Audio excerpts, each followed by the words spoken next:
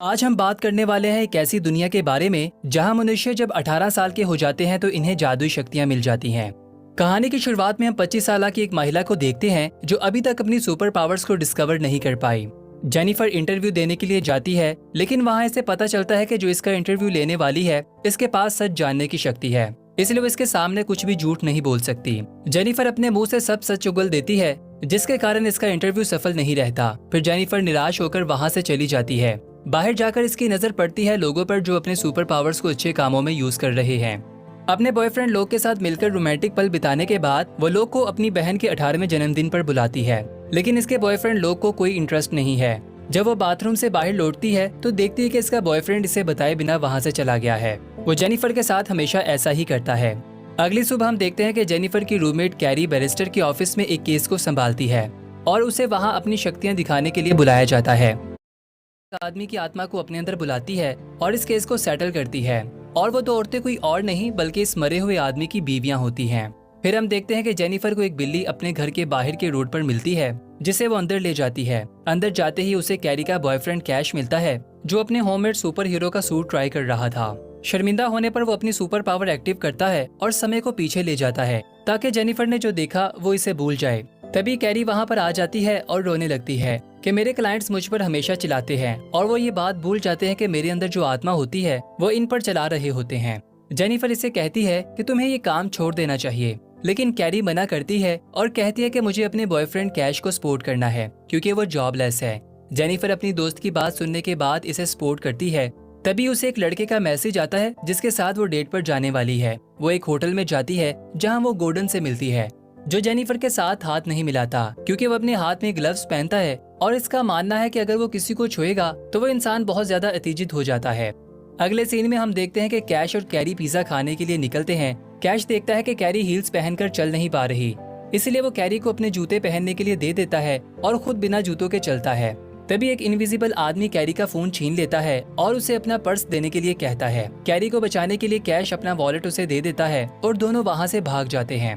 फिर हम देखते हैं कि जेनिफर और गॉर्डन घर में आते हैं, लेकिन पास आने के लिए गॉर्डन अपना ग्लव्स नहीं उतारता और ये सब देखकर जेनिफर चिढ़ जाती है और सोने के वक्त गॉर्डन अपने और जेनिफर के दरमियान बहुत सारे तकिए रख देता है ताकि जेनिफर का हाथ गलती से भी इससे टच ना हो जाए। उसी रात कैश कैरी को बताता है कि वो एक विजिलेंटी बनना चाहता है, यानी वो नॉर्मल लोगों की रक्षा करना चाहता है, और आज इन लोगों के साथ जो भी हुआ इसी के कारण इसने इस चीज का फैसला किया है। इस पर कैरी उसे बताती है कि तुम्हें इसके पैसे नहीं मिलेंगे, लेकिन कैश उसकी एक नहीं मानता। अगले दिन हम देखते हैं कि जेनिफर गॉर्डन को छोड़ने वाली है, तभी एक बिल्ली वहां आ जाती है जो उसे छू लेती है। गॉर्डन ये देखकर उठ जाता है और वहां से चला जाता है। जेनिफर ये देखकर मायूस हो जाती है कि वो गॉर्डन को टच भी नहीं कर पाई। इसके बाद जेनिफर, कैरी और कैश एक साथ ब्रेकफास्ट करते हैं और बिल्ली को क्या नाम देना है सभी इसके बारे में बातें करते हैं। तभी जेनिफर को ख्याल आता है कि वो अपनी जॉब के लिए लेट हो चुकी है। वो कैश से रिक्वेस्ट करती है कि समय को पीछे ले जाए, पर वो कहता है कि मेरी पावर्स लिमिटेड है, मैं सिर्फ 1 घंटा पीछे जा सकता हूँ। जेनिफर ड्रेस पहनकर अपनी जॉब पर जाती है और अपने को वर्कर्स को बैलून फुलाने के लिए कहती है जो उसे अपनी बहन की बर्थडे पार्टी के लिए चाहिए। तभी वहाँ स्टोर की मैनेजर एंजल आती है जो बैलून्स के बारे में पूछती है। उसकी पावर ये है कि वो 56 साल होने के बावजूद भी अभी तक टीनएजर की तरह दिखाई देती है। इसके बाद जेनिफर अपनी माँ के घर जाने के लिए टैक्सी लेती है।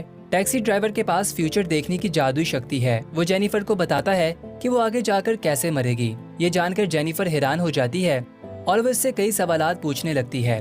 तभी इसके डैड इसे कॉल करते हैं। जब अपनी बहन के घर पहुंचती है तो ड्राइवर उसे कहता है कि शराब से दूर रहना। इसके बाद जेनिफर अंदर जाकर देखती है कि उसकी माँ मैरी ने पहले ही बैलून्स खरीद लिए हैं, जिसे देखकर वो थोड़ा सा नाराज हो जाती है। दोनों बहनें एक दूसरे से बातें करती हैं। तभी मैरी जेनिफर से कहती है कि मुझे टैबलेट चलाने में मदद करो। जेनिफर कहती है कि जिसके पास टेक्नोलॉजी कंट्रोल करने का पावर्स है वो टैबलेट नहीं चला पा रही, तो जादुई शक्ति होने का क्या फायदा। तभी वहाँ मैरी का हस्बैंड आता है। इसके पास लोगों के इमोशंस को कंट्रोल करने का पावर है। और केक काटने के बाद एंडी यानी जेनिफर की बहन के लिए सभी लोग इंतजार कर रहे होते हैं कि 18 साल हो जाने के बाद अब इसके अंदर कोई सुपर पावर्स आ जाएंगी। लेकिन एंडी दुखी हो जाती है क्योंकि ऐसा कुछ नहीं होता। मैरी इसे संभालती है और कहती है कि सुपर पावर्स आने में कभी कभी कई हफ्ते लग जाते हैं, लेकिन जेनिफर एंडी का मजाक उड़ाने लगती है। तभी एंडी फ्रिज का डोर ओपन करती है और सभी देखकर हैरान हो जाते हैं कि फ्रिज का दरवाजा एंडी के हाथ में आ गया है। एंडी इस बात पर खुश हो जाती है कि इसे इसकी सुपर पावर्स मिल गई हैं। एंडी घर में आए सभी मेहमानों और रिश्तेदारों को अपनी शक्तियां दिखाकर इंटरटेन करती है। ये देखकर जेनिफर वहाँ से शराब की बोतल लेकर चली जाती है। फिर उसे अपने बॉयफ्रेंड लोक का मैसेज आता है। जेनिफर इसके अपार्टमेंट चली जाती है। वहाँ पहुंचकर उसे एक औरत की आवाज सुनाई देती है। वो अंदर चली जाती है, जहाँ पर वो एक खूबसूरत लड़की लीबिया को देखती है, जिसकी सुपर पावर्स ये है कि वो रूप बदल सकती है। जेनिफर उस पर चिल्लाती है कि वो अपनी खूबसूरती को बरकरार रखने के लिए अपनी पावर्स को यूज करती है। इस पर लीबिया कहती है कि वो अपनी पावर्स को बहुत कम यूज करती है। इसका मतलब ये है कि वो कुदरती ही इतनी खूबसूरत है। ये सुनकर जेनिफर को बहुत जलन होती है। लोग जेनिफर से ब्रेकअप कर लेता है। ये कहता है कि अगर तुम दूसरों से प्यार करना चाहती हो तो तुम्हें पहले खुद से प्यार करना सीखना होगा। फिर जेनिफर रोते हुए अपने डैड को कॉल करती है और जब वो घर पहुंचती है तो हम देखते हैं कि कैरी अपने अंदर उसके डैड को बुलाकर अपनी दोस्त से बात कर रही है। इसका मतलब ये है कि जेनिफर के डैड गुजर चुके हैं। इसके बाद अपनी जादुई शक्तियों को डिस्कवर करने के लिए जेनिफर कैरी के साथ डिस्कवरिंग क्लिनिक पर जाती है, लेकिन वहाँ का खर्चा सुनकर वो बहुत घबरा जाती है। इसके बाद जेनिफर के फ्लैटमेट सोचते हैं कि अगर जेनिफर का स्ट्रेस बढ़ा दिया जाए तो शायद हो सकता है कि इसके अंदर सुपर पावर्स बाहर आ जाएं। इस काम के लिए वो इसे एक रेस्टोरेंट में ले जाते हैं और इसे एक इंडियन डिश खिलाते हैं जो बहुत ही मसालेदार होती है। ये तरकीब काम नहीं आती। उल्टा स्पाइसी खाना खाने से जेनिफर का चेहरा लाल हो जाता है। जेनिफर उसी वक्त स्टोर में जाकर दूध पीने लगती है। वहीं पर इसे लोक मिल जाता है जो अपनी गर्लफ्रेंड लीबिया के लिए शॉपिंग कर रहा होता है। वो जेनिफर को इस हालत में देखकर काफी हैरान होता है। इसके बाद अगले दिन हम देखते हैं कि कैश और कैरी अपने नए काम के लिए कपड़े खरीदने लगते हैं और कपड़े खरीदने के लिए वो इसी शॉप पर आते हैं जहाँ पर जेनिफर जॉब करती है। शॉप की ऑनर को इस बात का पता चल जाता है कि जेनिफर के फ्रेंड्स इसकी शक्तियों को वापस लाने में मदद कर रहे हैं। तभी वो कैश और कैरी को बताती है कि इसने अपनी शक्तियां तब पाई थी जब इसने अपने हस्बैंड को किसी दूसरी औरत के साथ चीट करते हुए पकड़ा था। कैरी और कैश को एक आइडिया आता है कि क्यों ना जेनिफर को स्ट्रेस दिया जाए और स्ट्रेस देने से शायद इसकी शक्तियां इसे मिल जाएं। दोनों मिलकर जेनिफर को डेंटिस्ट के पास ले जाते हैं। डेंटिस्ट के ऑफिस में एक ड्रावना म्यूजिक चल रहा होता है। डेंटिस्ट जेनिफर को बताती है कि इसकी सुपर पावर है कि वो लोगों के मन को पढ़ के साउंड ट्रैक बनाती है। जेनिफर फिलहाल डरी हुई है, इसीलिए ड्रावना म्यूजिक बज रहा है। अगले सीन में हम देखते हैं कि वो बिल्ली जो जेनिफर अपने घर में लेकर आई थी अचानक से एक आदमी में बदल जाती है और इसे चलने में दिक्कत हो रही होती है। वो कैश को बुलाने के लिए आवाज लगाता है और इसका दरवाजा खरोचता है। कैश जैसे ही दरवाजा खोलता है तो वो बाहर बिल्ली को देखता है।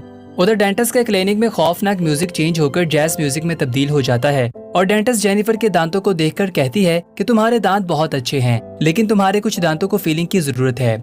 ये सुनकर तुरंत गाना फिर से बदल जाता है।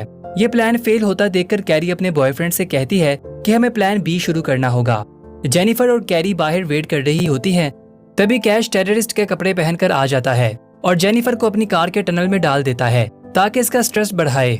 लेकिन डेंटिस्ट की दी हुई बेहोश कर देने वाली दवाई के कारण जेनिफर होश में नहीं रहती और इसे किसी भी किस्म का स्ट्रेस नहीं होता। इसके बाद cash carry no parking area में गाड़ी को पार करके होटल में लंच करने के लिए चले जाते हैं। तभी उनकी गाड़ी को वहां से ले जाया जाता है जिसकी इन्हें खबर तक नहीं होती। जब वो बाहर निकलते हैं तो देखते हैं कि गाड़ी गायब है। कैरी अपनी दोस्त जेनिफर को कॉल करती है ताकि लोकेशन मिल पाए।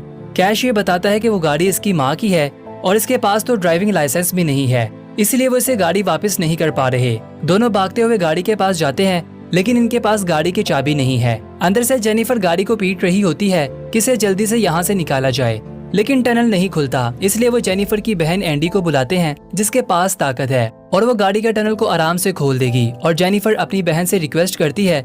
एंडी टनल को खोल देती है जिससे जेनिफर बाहर आ जाती है। फिर वहाँ पर मैरी और एन आते हैं। मैरी अपनी बेटी जेनिफर को बहुत डांटती है तो वहीं कैश और कैरी से पैसे मांगते हैं ताकि इसकी माँ की गाड़ी का जितना भी नुकसान हुआ है उसकी भरपाई हो पाए। इसके बाद अगले सीन में सब घर पहुंचते हैं। जेनिफर अपने एक्स को अपने कुछ सेल्फीज भेजती है, वो भी बिना कपड़ों के। लेकिन तभी इसके रूम में मौजूद बिल्ली आदमी में बदल जाती है, जिसे देखकर वो जोर से चिल्लाती है, जिस पर कैरी और कैश दोनों कमरे में आ जाते हैं।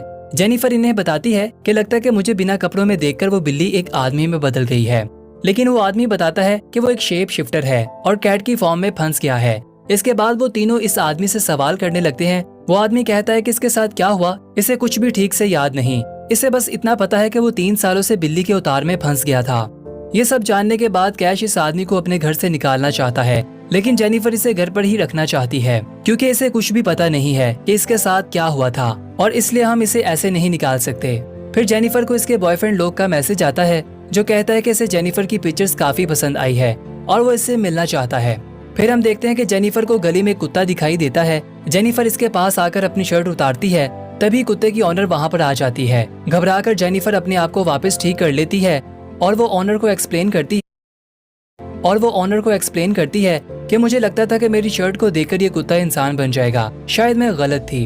अगले सीन में हम देखते हैं कि जेनिफर अपनी दुकान में काम कर रही है और एक कस्टमर आकर उसे डांटने लगती है कि इसने कपड़ों के साथ एक ऐसा मास्क दे दिया है कि ये मास्क इसके चेहरे से नहीं उतर रहा। दुकान की ऑनर इस बात की वजह से इससे काफी नाराज होती है, पर यह भी बताती है कि मैं चाहती थी कि मेरे मरने के बाद मेरी दुकान की ऑनर तुम बन जाओ। इधर हम कैरी को देखते हैं जो अपनी जॉब कर रही है और अपने अंदर आत्मा बुला रही है। दूसरी ओर घर में शेफ शिफ्टर आदमी जैसे ही कमरे में घुसता है, कैश इसे बाहर निकल जाने को कहता है क्योंकि वो अपने विजिलेंटी मेंबर्स के साथ मिलकर इनका इंटरव्यू लेने वाला है। शेप शिफ्टर आदमी कहता है कि मुझे भी देखना है ताकि मैं भी वापस इंसानों की तरह बर्ताव करना सीख सकूं। फिर इसके बाद कुछ लोग आने लगते हैं। पहला व्यक्ति जो अपने पावर से समुद्र में से मछलियां ला सकता है और दूसरा जो किसी भी दीवार के आर पार देख सकता है लेकिन इसका हाथ दीवार में ही फंस जाता है, और तीसरा व्यक्ति जो अपनी तशरीफ से 3D प्रिंट कर सकता है, और लास्ट वाला व्यक्ति फ्लैश की तरह तेजी से भाग सकता है। दूसरी ओर हम कैरी को एक म्यूजिक स्टूडियो में देखते हैं जहाँ पर वो एक मरी हुई मशहूर सिंगर की आत्मा को बुलाकर रिकॉर्डिंग करवाने के लिए आई हुई है। कैरी काफी स्ट्रेस में नजर आती है और मॉडल स्पोर्ट के लिए अपनी दोस्त जेनिफर को बुला लेती है। तभी जेनिफर को एक आइडिया आ जाता है। जेनिफर कैरी के मैनेजर होने का नाटक करती है और स्टूडियो के मैनेजर से मिलकर इन्हें बताती है कि इस फेमस सिंगर की रिकॉर्डिंग के लिए आपको हमें 3 लाख पाउंड देने होंगे। मैनेजर फौरन हाँ कर देता है, जिस पर जेनिफर और कैरी का खुशी से कोई ठिकाना नहीं होता। घर में कैश अपने टीम मेंबर्स के साथ मीटिंग करता है। तभी शेफ शिफ्टर आदमी नाश्ते के लिए एक मरे हुए कबूतर को लेकर आता है। ये देखकर कैश इसे दुकान से इंसानों वाला खाना लाने के लिए भेजता है। उसके बाद सभी मेंबर्स मीटिंग करते हैं और बोर्ड पर कुछ लिखते हैं। तो वहीं पर सभी बातें करते हैं कि इन्हें किस तरह से क्राइम को रोकना होगा और इनका सोल्यूशन निकालना होगा। लेकिन कैश सबको खामोश करवाता है और कहता है कि यहाँ का लीडर मैं हूँ, तुम बनने की कोशिश मत करो। फिर वो कहता है कि मैं सिर्फ मार्कर ढूंढ रहा था, इसलिए रैंडल अपनी तशरीफ से एक मार्कर निकाल कर दे देता है। अगले सीन में हम देखते हैं कि शेफ शिफ्टर आदमी जो कि शॉपिंग करने गया था, वो सफाई की चीजों को देखकर बेहोश हो जाता है। स्टूडियो में कैरी देखती है कि वो जिस सिंगर को अपने अंदर बुलाने वाली है, इसके लिखे गए गाने बहुत ही बेहुदा होते हैं, जिसे गाने के लिए इसे काफी मुश्किल होगा। लेकिन जेनिफर इसे काम डाउन करती है और कहती है कि तुम कर सकती हो।